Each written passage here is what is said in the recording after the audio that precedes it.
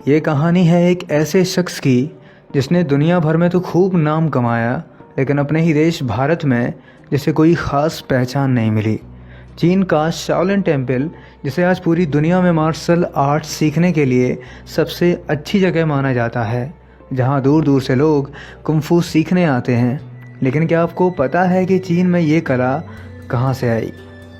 दुनिया को martial arts की कला देने वाले शख्स को चाइना में दामो, कोरिया में दालमा, जापान में दरुमा, थाईलैंड में ताकमो और दुनिया के कई देशों में कई अलग अलग नामों से पूजा जाता है, लेकिन जिसका वास्तविक नाम बोधिधर्मन है। बोधिधर्मन तमिलनाडु में कांचीपुरम के पल्लव वंश के राजा सुगंध के तीसरे पुत्र थे। छोटी उम्र में ही उन्होंने राज्य छोड़ दिया था और बौद्ध भिक्षु बन गए थे। 22 साल की छोटी सी उम्र में उन्होंने आयुर्वेद, सम्मोहन, प्राणायाम, मार्शल आर्ट्स जैसी कई विद्याएं सीख ली थीं। अपने गुरु की अंतिम इच्छा को पूरा करने के लिए बोधिधर्मन चीन चले गए। कहा जाता है कि बोधिधर्मन को चीन पहुंचने में 3 साल का वक्त लगा था। 3 साल के कठिन सफ़र के बाद ये चीन के नानियन गांव पहुंचे। इस गांव के ज्योतिषियों की भविष्यवाणी के अनुसार यहाँ बहुत बड़ा संकट आने वाला था। जब बोधिधर्मन वहां पहुंचे तो गांव वालों ने उन्हें ही संकट समझकर गांव से बाहर निकाल दिया, जिस वजह से उन्हें कई दिन गांव से बाहर जंगल में रहना पड़ा। उनके जाने के बाद एक जानलेवा महामारी ने पूरे गांव को अपनी चपेट में ले लिया। लोग बीमार पड़ने लगे। गांव में चारों तरफ अफरा तफरी का माहौल बन गया।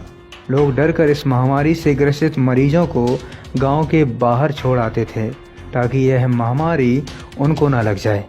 क्योंकि बोधिधर्मन आयुर्वेद के एक बहुत बड़े ज्ञाता थे, इसलिए उन्होंने एक विशेष प्रकार के जंगली पौधे से एक दवा बनाकर लोगों का इलाज करना शुरू किया, जिससे लोग पूरी तरह से स्वस्थ होने लगे। ये सब देखकर लोगों ने उन्हें संकटहर्ता मानकर सम्मान गांव में शरण दी।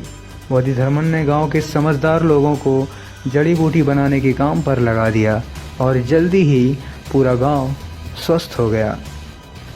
एक संकट खत्म होते ही उस गांव पर दूसरा संकट आया। कुछ लुटेरों की एक टोली ने गांव पर हमला कर दिया। वे बड़ी क्रूरता से लोगों को मारने लगे। गांव वाले नहीं जानते थे कि बोधिधर्मन एक विशेष भारतीय युद्ध कला कालारीपट्टू में पारंगत थे। बोधिधर्मन ने अपनी इस कला के बल पर हथियारबद्ध लुटेरों को गांव से मार कर भगा दिया। गांव वाले बोधिधर्मन का यह रूप देखकर भौचक्के रह गए। चीन के लोगों ने आज तक युद्ध की ऐसी कला नहीं देखी थी। इस घटना के बाद लोग ये समझ चुके थे कि यह कोई साधारण व्यक्ति नहीं है और लोग उन्हें पूजने लगे। तब उन्होंने गांव वालों को इस विद्या को सिखाया, जिसे आज मार्शल आर्ट कहते हैं।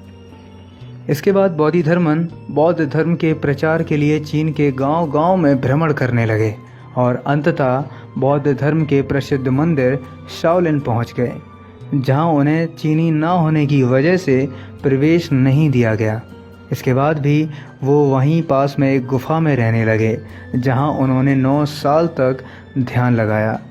उस गुफा को आज चाइना में दामोदोंग के नाम से जाना जाता है। उनका यह समर्पण देखकर उन्हें मठ में प्रवेश की अनुमति मिल गई, जहां उन्होंने भिक्षुओं को ध्यान के साथ साथ कुंफू की भी ट्रेनिंग दी। बोधिधर्मन ने अपनी ज़िंदगी के आखिरी पल शाओलिन में ही बिताए।